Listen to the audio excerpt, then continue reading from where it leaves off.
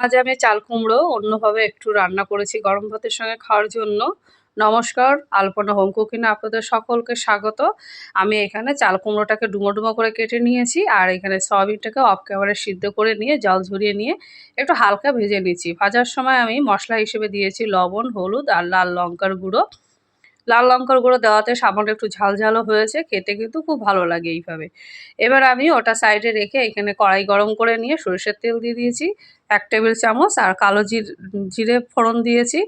আর এখানে দিয়েছি হাফ টুকরো পেঁয়াজ কুচি, আর একটা টমেটো কুচি, আর ১ চামচ আদা, আর ৩-৪টা রসুনের কোয়া থেঁতলে আমি সামান্য জল দিয়ে মশলাটাকে কষিয়ে নেব।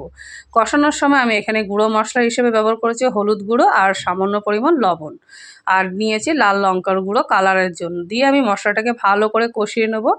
কষানো হয়ে গেলে উপর থেকে যখন তেল বেরিয়ে এসছে তখন আমি সেই ডুমো করে কাটা চাল কুমড়োটাকে এখানে দিয়ে দিলাম। দিয়ে আমি ভালো করে মশলা এবং চাল কুমড়ো মিশিয়ে নিয়ে ঢাকনা দিয়ে রেখে দিয়েছিলাম।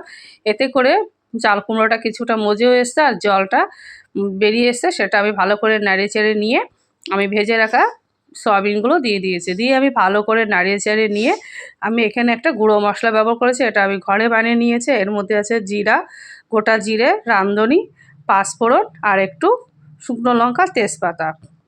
মানে শুকনো খোলায় ভেজে নিয়ে আমি গুঁড়োটা বানিয়ে নিয়েছি। দেওয়ার পর আমি ভালো করে নাড়িয়ে চাড়িয়ে নিয়ে আমি পরিমাণ মতন জল দিয়েছি। দেওয়ার পর ১০ থেকে ১৫ মিনিট মতন জাল দিয়ে আমার রান্না করা হয়ে গেছে। নামানোর আগ মুহূর্তে আমি এখানে কাঁচা লঙ্কা দিয়েছি ৩টায় ঝালের জন্য। আর দেখুন কত সুন্দর হয়েছে। এরকম গরম ভাতের সঙ্গে খেতে কিন্তু খুব ভালো লাগে। আর যদি ভালো লেগে থাকে একটা সাবস্ক্রাইব করে দিয়ে আমার পাশে থাকবে। প্রত্যেকে সুস্থ ও ভালো থাকবেন।